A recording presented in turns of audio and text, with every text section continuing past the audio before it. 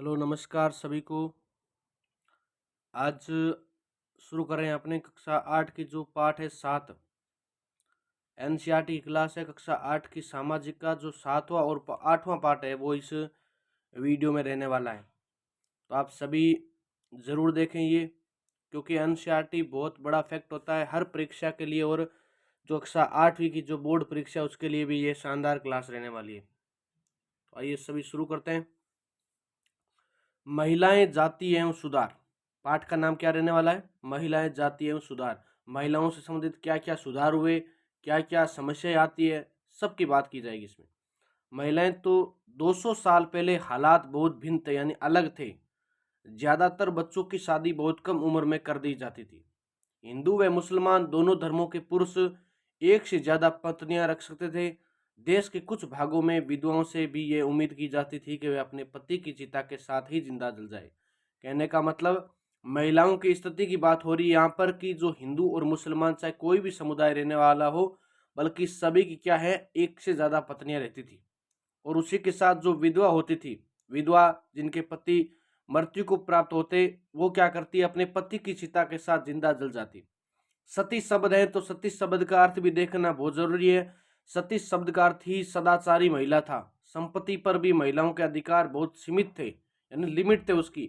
और शिक्षा तक महिलाओं की प्राय कोई पहुंचा नहीं था, यानी शिक्षा के क्षेत्र में भी महिलाएं कम क्षेत्र में पहुंच रही थी। फिर आती है जाति। तो समाज में ज्यादातर इलाकों में लोग जातियों में बंटे हुए थे, जैसे ब्राह्मण, क्षत्रिय, वैश्य, शूद्र। ये 4 प्रकार की जो जातियों का समूह था। ब्राह्मण हो गई, क्षत्रिय हो गया, वैश्य हो गया, शूद्र हो गया। तो ब्राह्मण क्या है, खुद को ऊंची जाति के मानते। क्षत्रिय राजपूत को युद्ध व रक्षा करना। वैश्य व्यापार और महाजनी से जुड़े हुए थे, जबकि शूद्र है वो काश्तकार, बुनकर, कुमार जैसे दस्तकार होते थे। ये थी अपनी उस समय जाति व्यवस्था। फिर बात करते हैं अपने जाति। तो शूद्र को अछूत माना जाता था। शूद्र जाति होती है उसको क्या मानते थे, अछूत मानते थे। और मंदिरों में प्रवेश, कुओं से पानी निकालना, घाट तालाबों पर नहाने वाली छूट नहीं होती, और उन्हें निम्न वर्ग का मनुष्य समझा जाता था। फिर जाति की बात हो गई, इसमें शूद्र को मान लिया। फिर आती है परिवर्तन की दिशा में उठते कदम। तो 19वीं सदी की शुरुआत से ही हमें सामाजिक रीति रिवाजों और मूल्य मान्यताओं से संबंधित बहस, मुबाहिसे और चर्चाओं का स्वरूप बदलता दिखाई देता। फिर आते हैं सुधार। तो पहली बार किताबें, अखबार, पत्रिकाएं, पर्चे, पुस्तिकाएं छप रही थी, और ये चीजें पुराने साधनों के मुकाबले सस्ती थी और पांडुलिपियों के मुकाबले ज्यादा लोगों की पहुंच में थी। सुधार कैसे हुआ, जब क्या किया कि लोगों ने धीरे धीरे इसका प्रचार किया। जैसे किताबों में इसका वर्णन आने लगा, और कुछ पत्र पत्रिकाओं में या कागज के रूप में हमें क्या मिलने लगे, पर्चे मिलने लगे, पुस्तकें छपने लगी इसके ऊपर। उस प्रकार से जब समाज को ये पता चला कि इस प्रकार से महिलाओं पर अत्याचार हो रहा है, और जाति व्यवस्था को एक ऐसा रूप दे दिया जिसमें क्या है कि शूद्र को तो अछूत मान रहे हैं, कुओं से पानी निकालना, ये सब घाट से पानी निकालना, सब उस पर पाबंदी थी, छूट नहीं थी। उस प्रकार से कुछ सुधार के रूप दिखाई दिए। प्रश्न कैसे आएगा कि महिलाओं की स्थिति को सुधारने के लिए या जाति व्यवस्था को अच्छा करने के लिए क्या सुधार किए गए। तो पहली बार किताबें छपी, अखबार, क्योंकि पहले पांडुलिपियां होती, पांडुलिपियां बहुत महंगी होती थी, जो कि ताम्र पत्रों पर या मान लो और प्रकार के शिलालेखों पर लिखी जाती थी। फिर आता है भारतीय सुधारकों और सुधार संगठन। तो इस कदमों में भारतीय सुधारक कौन कौन से हुए, तो सबसे पहले बात करेंगे राजा राममोहन राय। कौन है राजा राममोहन राय? तो 1772 से 1833 तक एक समाज सुधारक रहे। वे संस्कृत, फारसी, अन्य भारतीय एवं यूरोपीय भाषाओं के अच्छे ज्ञाता थे। 1829 में सती प्रथा पर पाबंदी लगा दी। प्रश्न यहीं से बनता है कि 1829 में सती प्रथा पर पाबंदी किसके द्वारा लगाई गई, तो राजा राममोहन राय के द्वारा लगाई गई। उन्होंने कलकत्ता में ब्रह्म समाज के नाम से एक सुधारवादी संगठन बनाया। राजा राममोहन राय मानते थे कि समाज में परिवर्तन लाना और अन्यायपूर्ण तौर तरीके से छुटकारा पाना जरूरी है।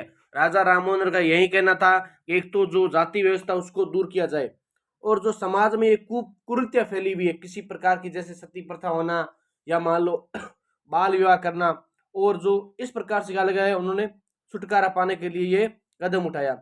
इसलिए लोगों को पुराने व्यवहार को छोड़कर जीवन का नया ढंग अपनाने के लिए तैयार हो गए। फिर आते हैं ईश्वर चंद्र विद्यासागर। ईश्वर चंद्र विद्यासागर विधवा विवाह के पक्ष में प्राचीन ग्रंथों का हवाला दिया था। यही प्रश्न याद होना चाहिए। 1856 में विधवा विवाह के पक्ष में कानून पारित किया गया। विधवा विवाह का संबंध किससे है, तो अपने ईश्वर चंद्र विद्यासागर से।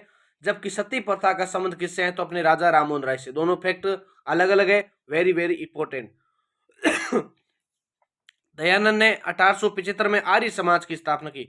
दयानंद सरस्वती, जिनकी मृत्यु अपने दीपावली के दिन अजमेर में हुई, तो इनका जन्म है वो, या उन्होंने आर्य समाज की स्थापना 1875 में की थी। और आर्य समाज ने हिंदू धर्म को सुधारने का प्रयास किया। आर्य समाज ने क्या किया? हिंदू धर्म को सुधारने का प्रयास किया और 1829 में बाल विवाह निषेध अधिनियम पारित किया। 1829 में 1929 में क्या करते हैं ये?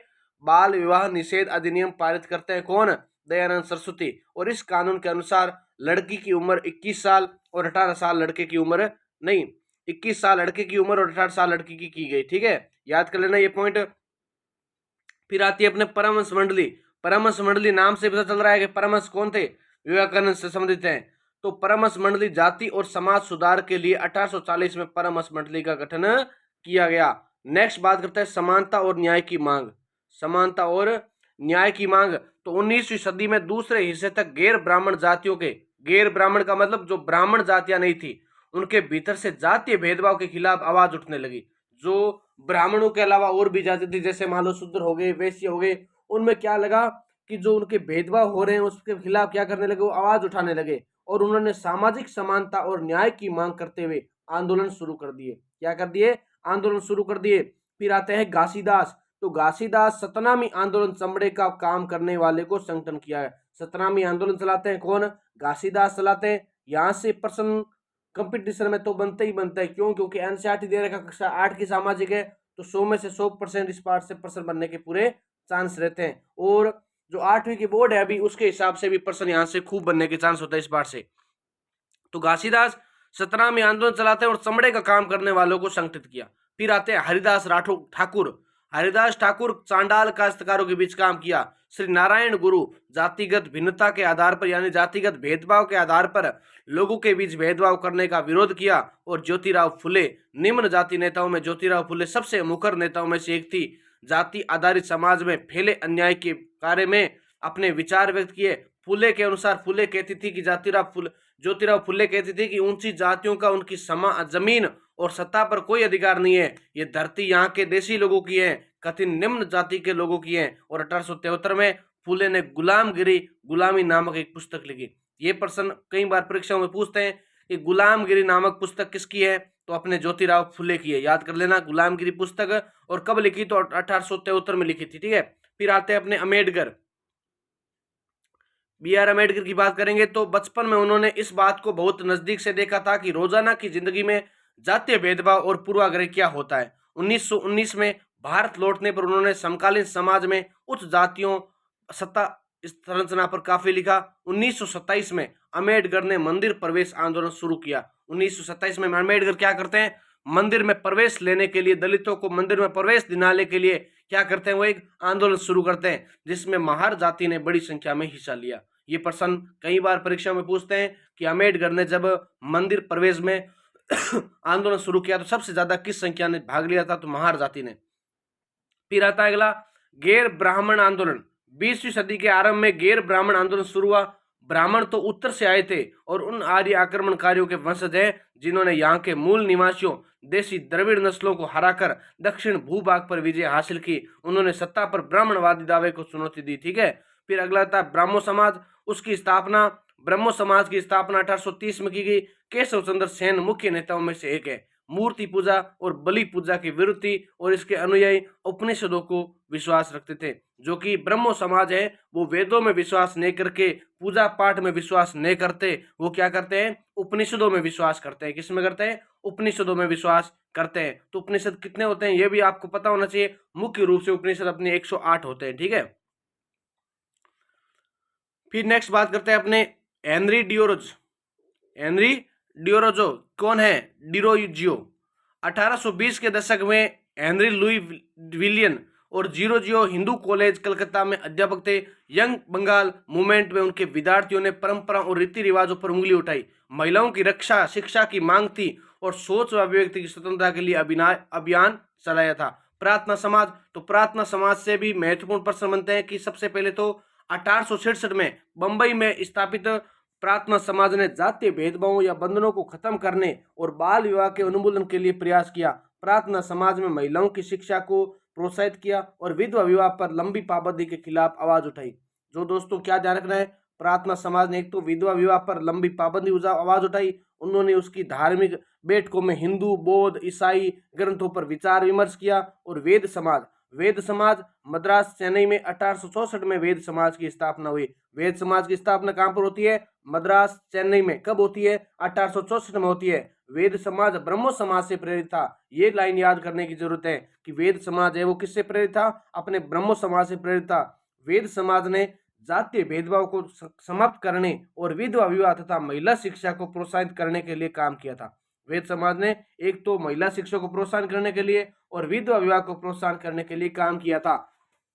इसके सदस्य एक ईश्वर के अस्तित्व में विश्वास करते और उन्होंने रूढ़िवादी कौन होते हैं? जो प्राचीन धारणाओं को मानने वाले लोग होते हैं। रूढ़िवादी हिंदुत्व के अंधविश्वासों और अनुष्ठानों की सख्त निंदा की है। ये जो वेद समाज है, नाम तो वेद समाज इसका, लेकिन ये क्या करता है? जो रूढ़िवादी तो हिंदू तो जो अंधविश्वासी वाले लोग होते हैं, अनुष्ठान होते हैं, पूजा पाठ होते हैं, उनके क्या करते हैं? ये विरोध करते हैं, निंदा करते हैं। जबकि वे एक ईश्वर में विश्वास करते हैं। ये बोलते हैं कि ईश्वर एक ही है, परम सत्य ब्रह्मा, अर्थात एक ईश्वर में विश्वास करते हैं। नेक्स्ट आता है अपना अलीगढ़ आंदोलन।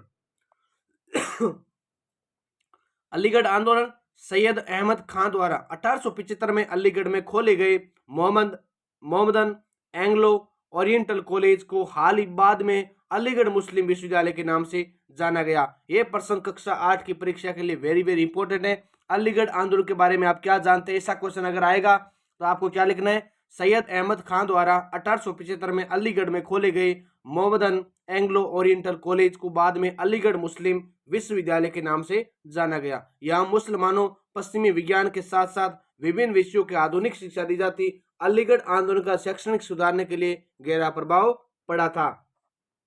ये हो गया अपना 7वां पार्ट।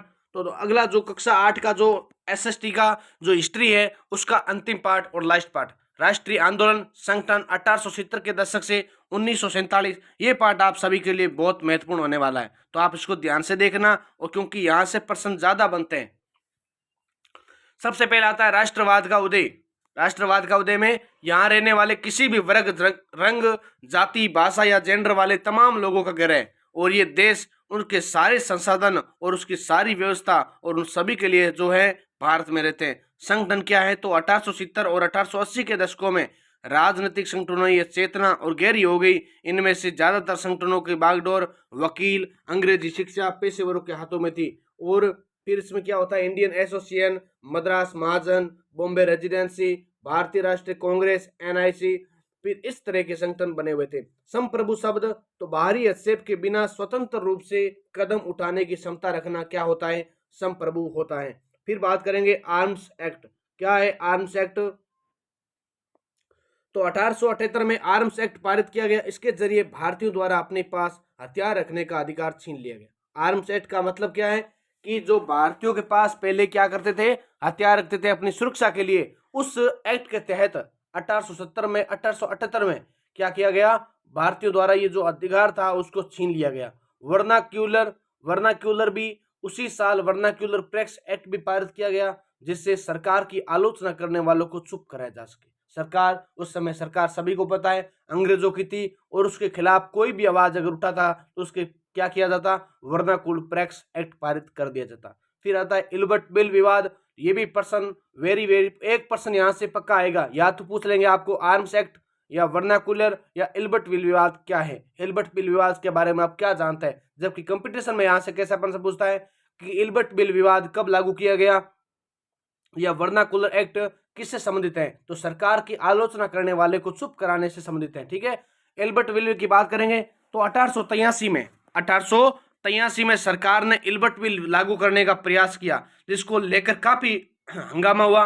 और इस विधेयक में प्रावधान किया गया कि भारतीय न्यायाधीश भी ब्रिटिश या यूरोपीय व्यक्तियों पर मुकदमा चला सकते हैं। इसमें क्या किया गया कि जो भारतीय न्यायाधीश है वो भी ब्रिटिश और यूरोपीय व्यक्तियों पर क्या चला सकते हैं? मुकदमा चला सकते हैं।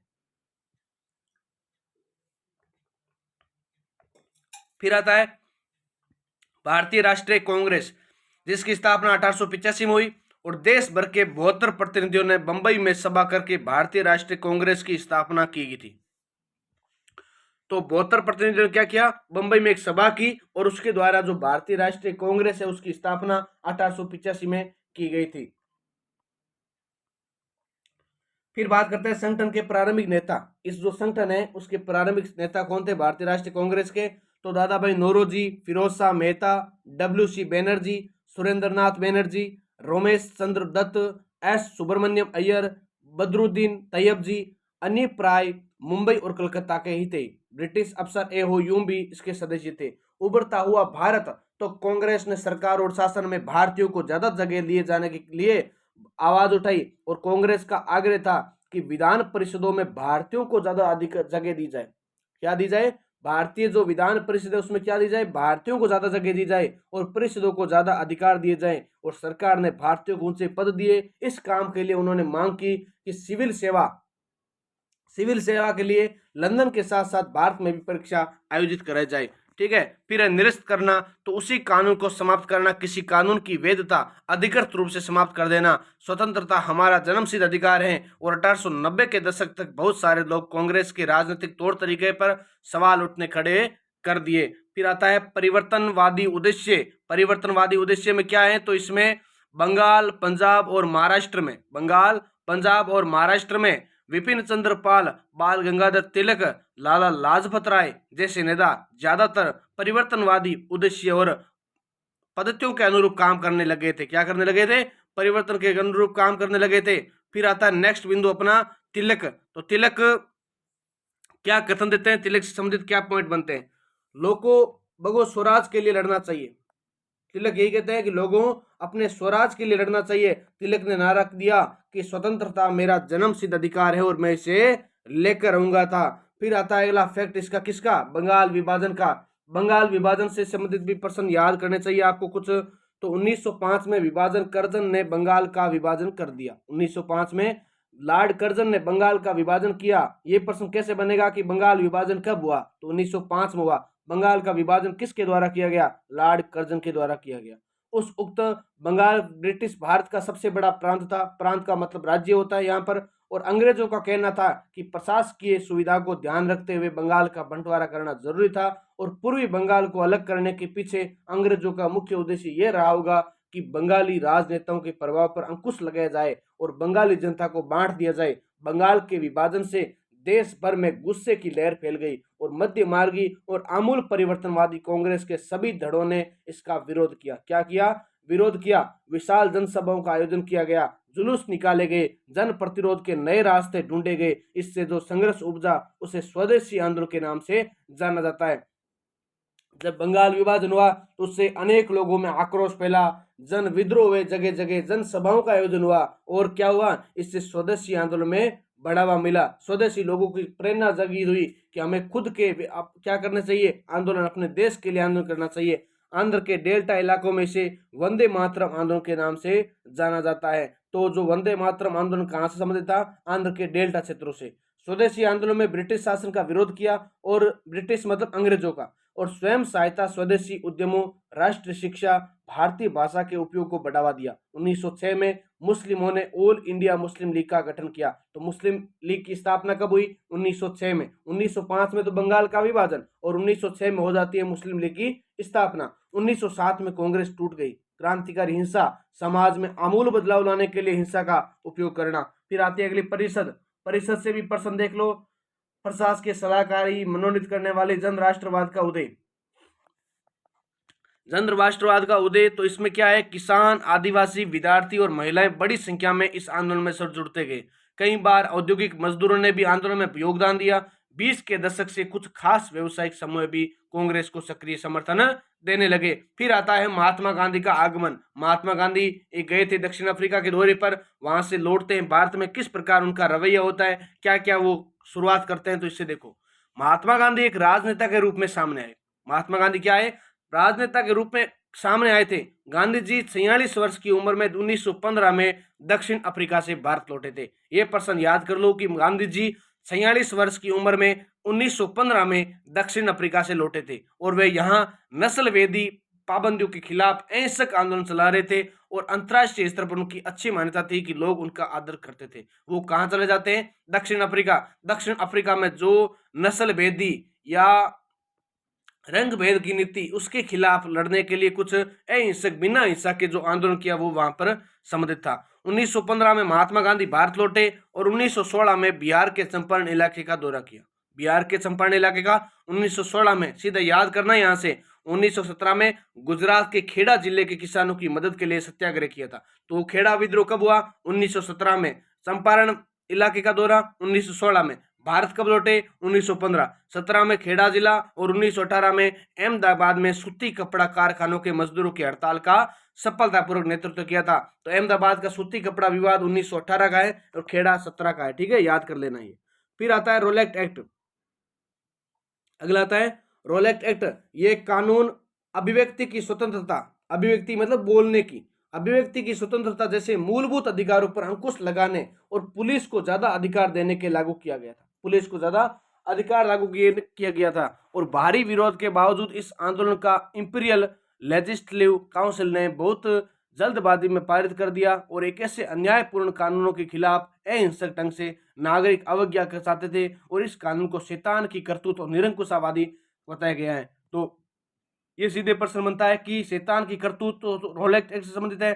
फिर आता है मार्शल लॉ, ब्रिटिश सरकार द्वारा लागू किया गया। मार्शल लॉ किसके द्वारा? ब्रिटिश सरकार के द्वारा। ये एक ऐसा कानून था जिसमें किसी भी व्यक्ति को किसी भी समय बिना पुलिस और न्यायालय की इजाजत की गोली का निशाना बनाया जा सकता है। मार्शल लॉ अंग्रेजों के द्वारा लागू किया गया और इसमें यही होता था कि उसको किसी की कानून की जरूरत नहीं है, किसी न्यायालय की इजाजत की जरूरत नहीं है, बल्कि सीधे किसी आदमी को, किसी व्यक्ति को गोली मार सकते हैं। यह था मार्शल लॉ कानून। अगला आता है जलियांवाला बाग हत्याकांड। वेरी वेरी इंपॉर्टेंट, ये प्रश्न आएगा पूरा कक्षा 8 की परीक्षा में और सभी कंपटीशन वालों के लिए भी बहुत महत्वपूर्ण है क्योंकि एनसीईआरटी का सारे आपको पढ़ा रहे हैं। तो जलियांवाला बाग हत्याकांड, अमृतसर के स्वर्ण मंदिर के पास एक छोटा सा बगीचा है जहां 13 अप्रैल 1919 को brigadier general Reginald Edward Dyer के नेतृत्व में अंग्रेजी फौज ने गोलियां चला के निहत्थे, यानी जिनके हाथ में कोई प्रकार का हथियार नहीं था, शांत बूढ़ों, महिलाओं और बच्चों पर सैकड़ों को मार दिया। सैकड़ों लोगों को मार दिया। किसकी करतूत है ये? एडवर्ड जनरल डायर के नेतृत्व में हुआ ये। और कहां पर हुआ? अमृतसर के स्वर्ण मंदिर के पास एक छोटा सा बगीचा है, वहां पर क्या करते हैं 13 अप्रैल 1919 को एक निसहाय, एक निहत्थे लोगों की सैकड़ों जनता को वहां पर मौत के घाट उतार दिया गया। नाइटहुड, ब्रिटिश राजा रानी की तरफ से किसी व्यक्ति की अप्रतिम व्यक्तिगत सफलता व जनसंख्या के लिए दी जाने वाली उपाधि। तो कुछ लोगों को नाइटहुड की उपाधि दी गई थी जो कि इस आंदोलन, इस हत्याकांड के बाद लोगों ने उतार दी। ये किसको दी जाती? ब्रिटिश राजा द्वारा या रानी के द्वारा किसी व्यक्ति विशेष को, राजा को दी जाने वाली उपाधि थी नाइटहुड। फिर आता है सत्याग्रह आंदोलन। तो सत्याग्रह का शाब्दिक अर्थ होता है सत्याग्रह लिए आग्रह रहना। आग्रह का मतलब रुकना, तो किसी सत्य के लिए आग्रह रहना, यह होता है सत्याग्रह। खिलाफत आंदोलन 1920, अंग्रेजों ने तुर्की के सुल्तान खलीफ ओटोमन सम्राट पर बहुत सख्त संधि थोप कर दी थी। मोहम्मद अली और शौकत अली ने इसका विद्रोह नेतृत्व किया था। मोहम्मद अली और खिलाफत आंदोलन कब हुआ? 1920 में। किसके नेतृत्व में हुआ? मोहम्मद अली और शौकत अली। मोहम्मद अली और शौकत अली, ये आपको याद कर लेना है। पंजाब में हुए अत्याचारों के विरुद्ध अभियान चलाए और गांधी जी ने इसका समर्थन किया था। फिर आता है असहयोग आंदोलन। असहयोग आंदोलन कब हुआ? 1921-22 के दौरान असहयोग आंदोलन को और गति मिली। सरकारी पुलिस, अदालतों, विधायी परिषदों, स्कूलों और विदेशी वस्तुओं का बहिष्कार किया गया। किसमें? असहयोग आंदोलन में। और अंग्रेजों द्वारा दी गई उपाधियों को वापस लौटा दिया गया और विदेशी कपड़ों की इसमें होली चलाएगी। घेरेबंदी, प्रदर्शन या विरोध को ऐसा स्वरूप जिसमें किसी दुकान, फैक्ट्री, दफ्तर के भीतर जाने रास्ता रोक लेते हैं। महंत सिख गुरुद्वारों के धार्मिक कर्ता धर्ता यही थे। फिर आता है गैर कानूनी बेदखली, पट्टाईदारों को उनके पट्टे से जबरन और गैर कानूनी ढंग से निकाल देना, यह होता है गैर कानूनी बेदखली। 1922 से 1929 की घटनाएं कौन कौन सी होती है? तो सबसे पहले इसमें आता है चोरा चोरी कांड। चोरा चोरी कांड 1922 में कुछ लोगों की गुस्साही भीड़ ने गोरखपुर के चोरी चोरा पुलिस थाने में आग लगा दी और जिसमें 23 पुलिस वालों की मौत हो गई थी। ये होता है अपने गोरखपुर उत्तर प्रदेश के होता है और 1922 में होता है। क्या करते हैं इसमें? कुछ लोग होते हैं और वो क्या करते हैं, इस चोरी चोरा जो पुलिस थाना होता है उसमें आग लगा देते हैं। वो गुस्से से पीड़ित होकर वो इसमें आग लगा देते हैं जिसमें 23 पुलिस वालों की क्या हो जाती है? मौत हो जाती है। 1919 गवर्नमेंट ऑफ इंडिया एक्ट के तहत गठित की गई प्रांतीय परिषदों के चुनाव में हिस्सा लेना चाहते थे और उनको पता था कि नीतियों को प्रभावित करना चाहिए। संगठन, तो हिंदुओं के संगठन स्वयं आरएसएस की स्थापना 1925 में हुई है। ये प्रश्न याद करना सब जगह काम आता है। तो आरएसएस की स्थापना अपने 1925 में होती है, कक्षा 8 की एनसीईआरटी में दे रखा है। क्रांतिकारी राष्ट्रवादी भगत सिंह भी सक्रिय थे, सुभाष चंद्र बोस युवा नेता जैसे जन आग्रह आंदोलन के सक्रिय थे और 26 जनवरी 1930 को पूरे देश में स्वतंत्रता दिवस मनाया गया। सबसे पहले अपने देश में सबसे पहले स्वतंत्रता दिवस कहाँ मनाया गया? तो कहाँ मनाया गया आपको पता ही है, नहीं कब मनाया गया? तो अपने 26 जनवरी 1930 को मनाया गया था पूरे देश में। और ये इसमें जो सक्रिय नेता थे भगत सिंह, सुभाष चंद्र बोस माने जाते हैं। साइमन वापस जाओ, साइमन एक अंग्रेज अधिकारी जिसको बोलते हैं वापस जाओ। तो 1928 में जब साइमन कमीशन भारत पहुंचा तो उसका स्वागत साइमन वापस आओ के नारों से किया गया था। और साइमन कमीशन गो बैक यानी जाओ यहां से।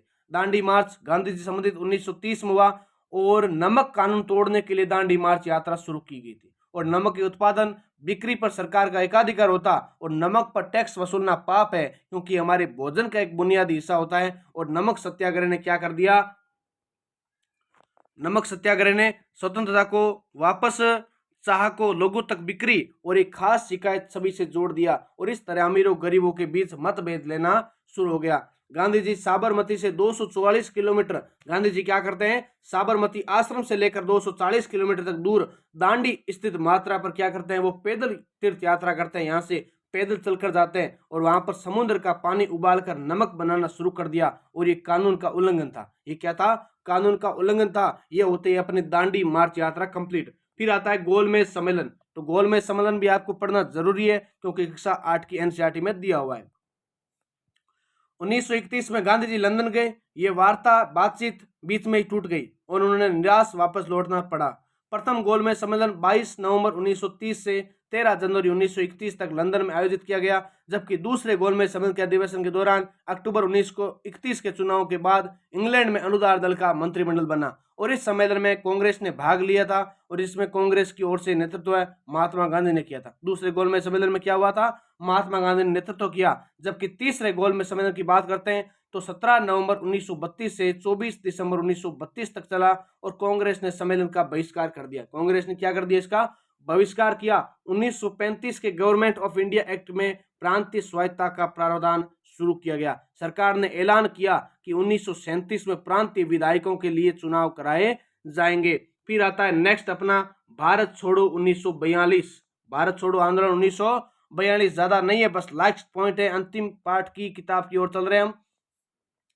गांधी जी ने भारतीय जनता से आह्वान किया कि करो या मरो के सिद्धांत पर चलने हुए अंग्रेजों के विरुद्ध अहिंसक ढंग से कार्य करेंगे। मुस्लिम लीग ने देश के पश्चिमोत्तर वर्तमान पाकिस्तान तथा पूर्वी क्षेत्रों वर्तमान बांग्लादेश के लिए स्वतंत्र राज्यों की मांग की थी। सामान्य निर्वाचन क्षेत्र ऐसे निर्वाचन क्षेत्र जहां किसी धार्मिक तथा अन्य किसी संप्रदाय के लिए कोई आरक्षण नहीं था। पाकिस्तान 14 अगस्त 1947 को स्वतंत्र हुआ। भारत 15 अगस्त 1947 को स्वतंत्र हुआ, जबकि बांग्लादेश 26 मार्च 1971 को स्वतंत्र हुआ था। तो दोस्तों ये क्या था? अपना कक्षा 8 की एनसीईआरटी का पार्ट 7 और पार्ट 8 था। इससे पहले मैंने आपको एक वीडियो में पार्ट 6 कराया है और उससे पहले 1 से लेकर 5 पार्ट एक लाइव क्लास के दौरान करवाए गए। तो सारा जो एनसीईआरटी का जो हिस्ट्री का सार है वो मैंने आपको 3 क्लासों के अंदर करवाया है, जबकि इससे पहले मेरी एक मैराथन क्लास हुई थी जिसके अंदर आपको भूगोल के जो भी पार्ट थे 5-6 पार्ट, उसमें सारा उसको एनसीईआरटी सार के माध्यम से आपको पढ़ा दिया। तो जो भी ये देखना चाहते हैं आप चैनल पर आप जाकर प्लेलिस्ट बनी हुई है उसमें भी देख सकते हैं और सीधे आपको वीडियो या लाइव सेशन में आपको उपलब्ध हो जाएंगे। तो इसी के साथ इस क्लास को यही विराम देते हैं और आप जुड़े रहना चाहते हैं किसी तैयारी से संबंधित या एनसीईआरटी संबंधित कोई भी बैच अगर आप पढ़ना चाहते हैं तो हमारे यूट्यूब चैनल बिल्कुल फ्री पढ़ाया जाता है। इस वीडियो को लाइक करना, कमेंट करना और चैनल को सब्सक्राइब जरूर करना। जय हिंद, जय भारत। आशा करता हूँ आपको ये वीडियो अच्छा लगेगा, तो कमेंट बॉक्स में जरूर बताएं।